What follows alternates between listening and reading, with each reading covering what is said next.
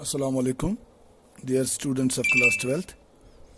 आज हम करने जा रहे हैं एक्सरसाइज नंबर 5.7 5.8 5.7 हमने कल ख़त्म की। 5.8 से पहले हम पढ़ेंगे रोल्स थ्योरम और लेग्रांज मीन वैल्यू थ्योरम क्या कहती है। इन दोनों थ्योरम्स का हमने प्रूफ नहीं पढ़ना है। यहाँ पे we have to go through the statement of the two theorems only. Proof ये आपके सिलेबस में नहीं है। तो रोल्स थ्योरम क्या कहती है? रोल्स कहता है कि अगर हमारे पास एक फंक्शन है f, अगर हमारे पास एक फंक्शन है f from closed interval a b to r, this is a function का नाम f है। ये क्लोज्ड इंटरवल a b से r तक ये फंक्शन जाती है और सच दैट ये ऐसी होनी चाहिए function such that number 1 such that f is continuous in closed interval AB. Number 2, f is differentiable in open interval AB. And और तीसरी बात क्या होनी चाहिए? Number 3, f of A is equal to f of B. Then तो फिर क्या होगा? Then there exists a point C belongs to open interval AB such that f dash of C is equal to 0. तो ये हम समझने की कोशिश करेंगे कि इसका मतलब क्या है। मेरे पास एक फंक्शन है f from AB to R such that f is continuous in closed interval AB. Continuity आपने पढ़ी है। f is differentiable in open interval AB and f is equal to AB. अगर ये तीन कंडीशंस फुलफिल होती हैं तो कहती है इसका स्टेटमेंट कहता है then there exists a point C belongs to AB such that f dash C is equal to 0. तो ग्राफिकली हम अगर इसको अंडरस्टैंड करने की कोशिश करेंगे, अगर ये मेरे पास है रेक्टेंगुलर कोऑर्डिनेट सिस्टम और ये एक फंक्शन है मेरी f ऑफ x, ये पॉइंट जो है this is point A and this is point B।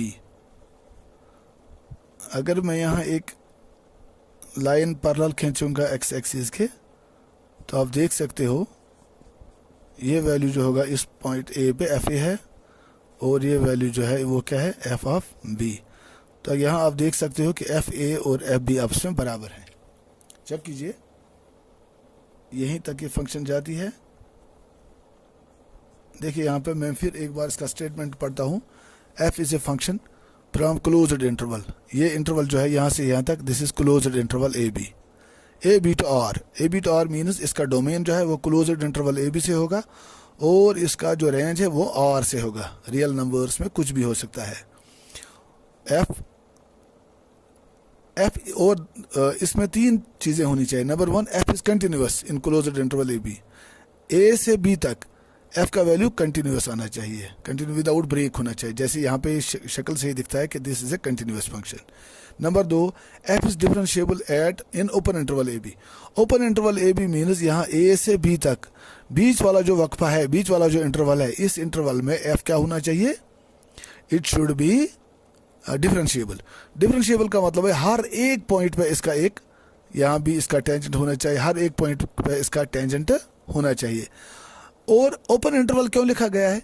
Because ये एंड पॉइंट जो हैं, ये हम अगर ऐसे लेंगे this is a this is b, ये एंड पॉइंट्स, इस ए और बी पे एंड एक्सट्रीम पॉइंट पे हम एक से ज़्यादा टेंजेंट्स ड्रा कर सकते हैं। देखिए यहाँ पे तो हर एक टेंजेंट का स्लोप जो होगा वो डिफरेंट होगा। लेकिन डिफरेंशिएबिलिटी में आपने पढ़ा है कि एक फंक्शन तभी डिफरेंशिएबल होगी अगर इसका लेफ्ट हैंड डेरिवेटिव और राइट हैंड डेरिवेटिव आपस में बराबर होगा। इसका मतलब ये हमने पढ़ा था उस दिन कि एक कर्व है, अगर एक पॉइंट पे हम दो स्लोप्स ऐसे डालेंगे कि दो टेंजेंट, इन दोनों टेंजेंट्स का, इस टेंजेंट का और इस टेंजेंट, दोनों टेंजेंट्स का स्लोप अगर एक ही है तो हम कहते हैं कि कर्व जो है वो डिफरेंशिएबल है।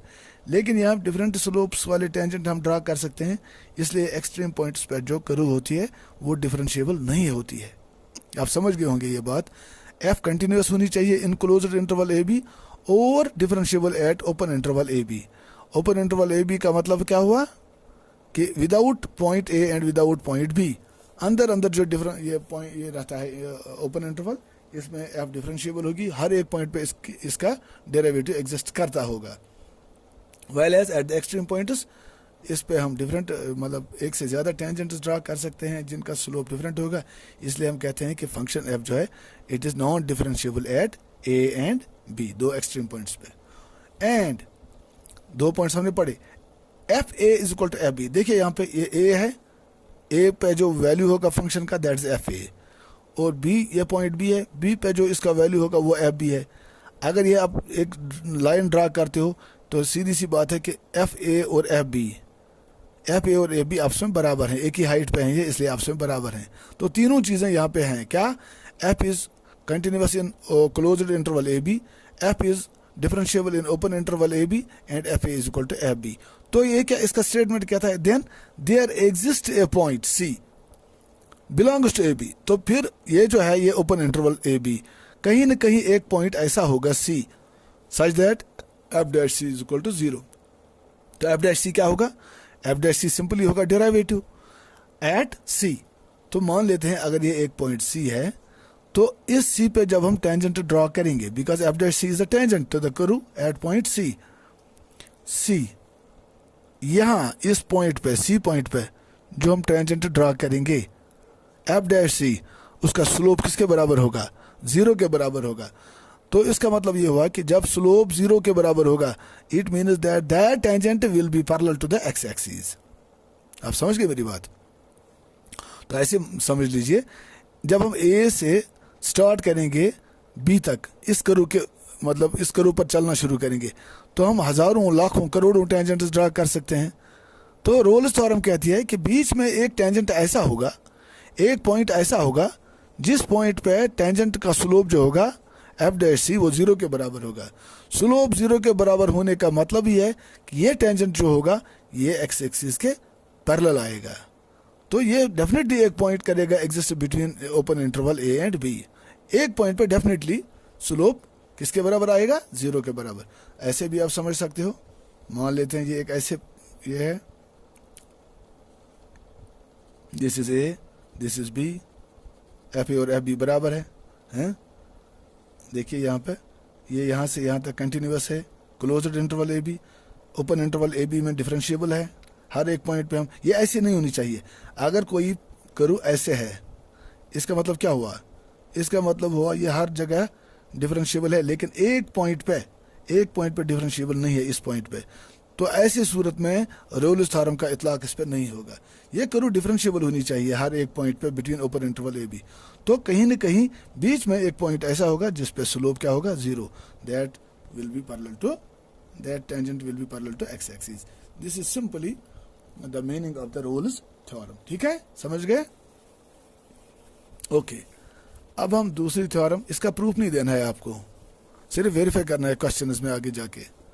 दूसरी थ्योरम जो है, थ्योरम नंबर 2, वो है लैग्रांज थ्योरम,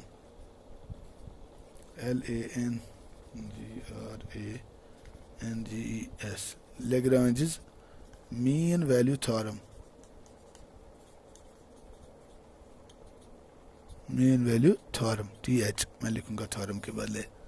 तो लैग्रांज मीन वैल्यू थ्योरम क्या है? Simply Lagrange mean value theorem और ये थ्योरम, इनका स्टेटमेंट तकरीबन एक जैसा है, बस थोड़ी सी डिफरेंस है इनके दरमियान। तो लैग्रांज क्या कहता है? ये कहता है कि अगर हमारे पास एक फंक्शन है f from closed interval a b to r, बिल्कुल उसी तरह जिस तरह रोल्स थ्योरम है, from a b to r एक फंक्शन है मेरी, सच दैट नंबर 1 एक चीज f is continuous in closed interval AB, and number 2 f is differentiable in open interval AB। तो ये क्या कहता है? then there exists a point C belongs to open interval AB such that f dash of C is equal to FB minus f of A divided by B minus A। तो देखिए अगर आप statement पर गौर करोगे मामूली difference है। Tailors theorem भी कहती थी कि if f is a function from closed interval a b to r such that f is continuous in closed interval a b and f is differentiable in open interval a b. यहाँ तक तो बिल्कुल same है। उसमें तीसरा point था if f a is equal to f b, यहाँ वो पॉइंट एप्लीकेबल नहीं है। तो यहाँ कहते हैं अगर ये दो ही चीजें हैं then there exist a point c belongs to AB such that f dash C is equal to FB minus FA divided by B minus A। अगर हम इस पर थोड़ा गौर करेंगे, ज्योमेट्रिकली इंटरप्रिटेशन इसकी करेंगे हम, तो तकरीबन ये वही बात है। देखिए इसकी ज्योमेट्रिकल इंटरप्रिटेशन हम कैसे करेंगे। ये मेरे पास एक रेक्टेंगुलर कोऑर्डिनेट सिस्टम है मेरा, x O x dash y O y dash. अब अगर मेरी एक फंक्शन है ये मान लेते हैं, this is my function y is equal to f of x, ये फंक्शन है मेरी। इस फंक्शन पे मैं अगर दो पॉइंट्स लूंगा, this is point a, this is point b, तो a पे जो वैल्यू होगा वो क्या होगा, एफ ए होगा, और b पे जो इस फंक्शन का वैल्यू होगा वो एफ बी होगा। ये कहते हैं कि if f is continuous in closed interval a b. देखिए a से b तक f क्या है, फंक्शन कंटिन्यूअस है, कहीं ब्रेक नहीं है फंक्शन में।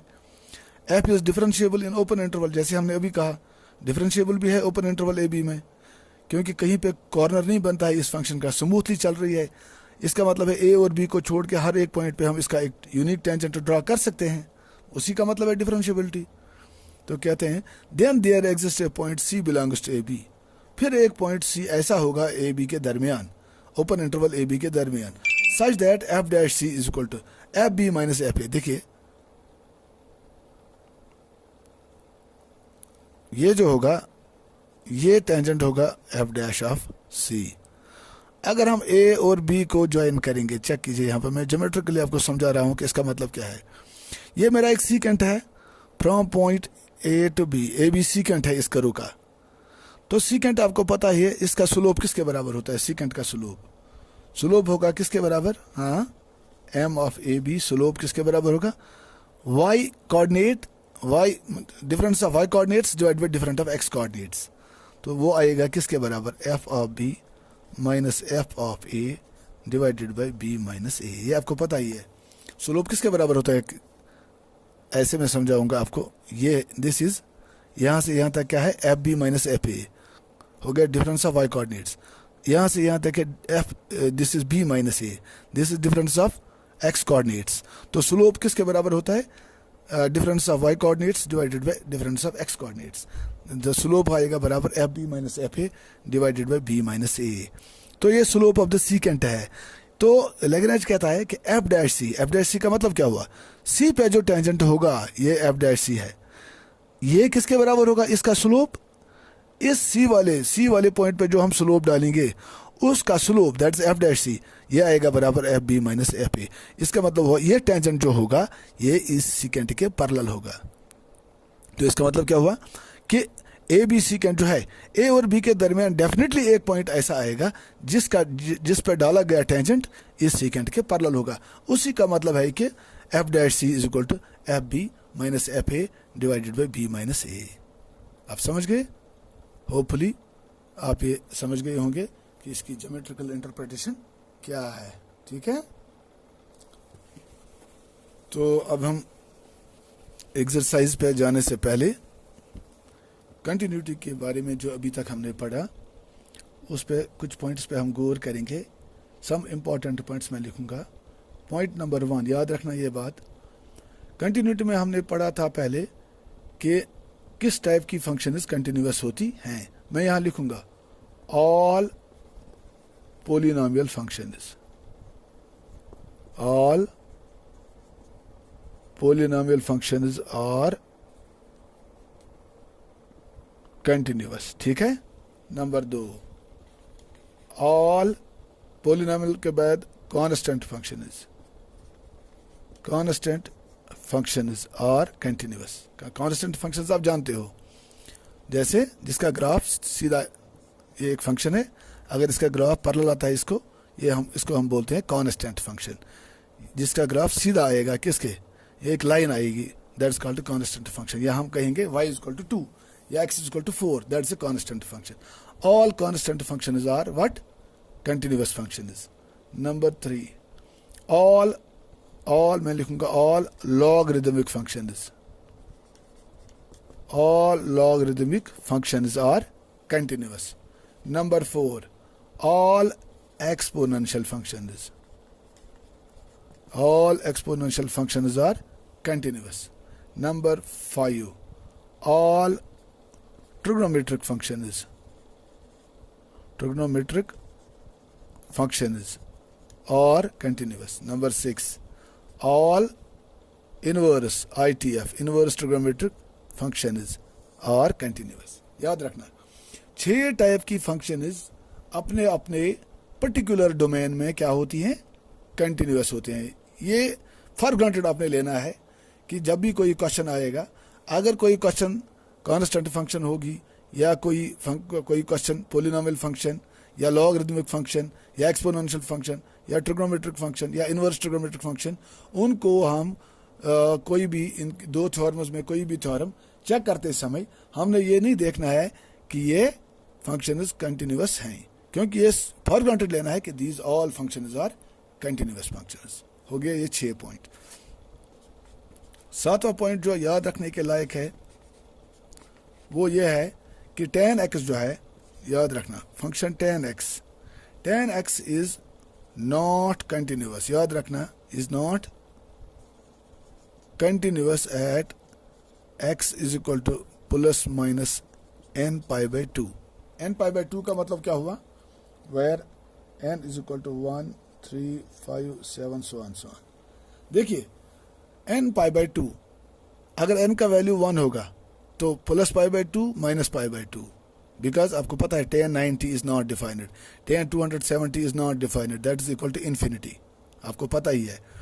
तो plus minus n pi by 2, तो हम कहेंगे कि tan x कहाँ पे डिफाइंड नहीं है, tan x डिफाइंड नहीं होगा किस पॉइंट पे, plus minus pi by 2, plus minus 3 pi by 2, इसी तरह प्लस माइनस 5 pi by 2, और मल्टीपल्स ऑफ pi by 2 पे tan किसके बराबर होता है, इन्फिनिटी के बराबर होता है. इसलिए हम कहेंगे कि tan फंक्शन जो है ये इन पॉइंट्स पे डिफाइंड नहीं है. ये 7वां पॉइंट. पॉइंट नंबर 8 जो याद रखने के लायक है वो ये है कि fx एक फंक्शन है हमारी, fx is equal to mod x. अगर ऐसी कोई फंक्शन है, आपको पता ही है कि fx is equal to mod x का ग्राफ कैसे आता है, ऐसे आता है ना. इसका ग्राफ एक पॉइंट पे क्या होता है, डिसकंटिन्यूअस, नॉन डिफरेंशिएबल होता है.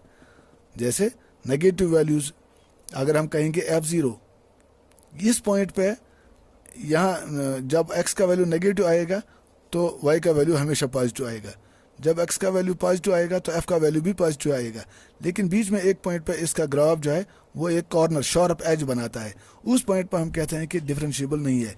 इसलिए fx is equal to mod x जो है, fx is equal to mod x जो फंक्शन है ये कंटिन्यूअस नहीं होती है. At what point, at x is equal to 0. याद रखना ये बात, because at this point left hand derivative and right hand derivatives are not equal. Question ये पॉइंट नंबर 9 जो है वो ये है कि अगर 2 फंक्शन कंटिन्यूअस हैं तो उनका सम भी कंटिन्यूअस होगा, उनका डिफरेंस भी कंटिन्यूअस होगा, उनकी जो डिफरेंस मतलब फंक्शन जो डिफरेंस करके हमें मिलेगी वो भी कंटिन्यूअस होगी, कोशेंट भी कंटिन्यूअस होगी और उनका डिवीजन भी कंटिन्यूअस होगा, subject to the condition that जो नीचे हम फंक्शन लेते हैं वो 0 के बराबर नहीं होनी चाहिए. तो हम कहेंगे सम, डिफरेंस, कोशेंट और क्या, और multiplication of sum, difference, quotient and product. Multiplication या प्रोडक्ट, हम प्रोडक्ट ही लिखेंगे. Product of 2 continuous function is also continuous. हो गया ये कितना पॉइंट, 9वां पॉइंट. और 10वां पॉइंट जो है, अगर f किसी पॉइंट पे कंटिन्यूअस है, डिसकंटिन्यूअस है, जैसे ये फंक्शन है ये एक पॉइंट पे क्या है, डिसकंटिन्यूअस है, बीच में ब्रेक लगी हुई है, तो इस पॉइंट पे जो फंक्शन होगी वो नॉन डिफरेंशिएबल भी होगी, क्योंकि डिफरेंशिएबल उसी पॉइंट पे फंक्शन होती है जिस पर हम यूनिक टेंजेंट ड्रा कर सकते हैं. लेकिन यहाँ क्या प्रॉब्लम है, मान लेते हैं इस पॉइंट पे जो फंक्शन जो है हमारी डिसकंटिन्यूस है, तो इन दो पॉइंट्स पे हम एक से ज़्यादा टेंजेंट्स ड्रा कर सकते हैं, तो यूनिक टेंजेंट्स हम ड्रा नहीं कर सकेंगे। इसलिए इस पॉइंट पे जो फंक्शन डिफरेंशिएबल नहीं होगी, वो फंक्शन जो फंक्शन डिसकंटिन्यूस होगी, उस पॉइंट पे वो फंक्शन नॉन डिफरेंशिएबल भी होगी। इसलिए उस पॉइंट पे उस फंक्शन पे हम ना रोल्स थ्योरम का इतलाक हो सकता है, ना उस पे टेलर्स थ्योरम, ना ये क्या बोलते हैं लैग्रांज थ्योरम, दोनों थ्योरम्स इस पे हम अप्लाई नहीं कर सकते। ठीक है, तो दैट्स ऑल। अब नेक्स्ट लेक्चर में हम करेंगे एक्सरसाइज नंबर 5.8। Thank you.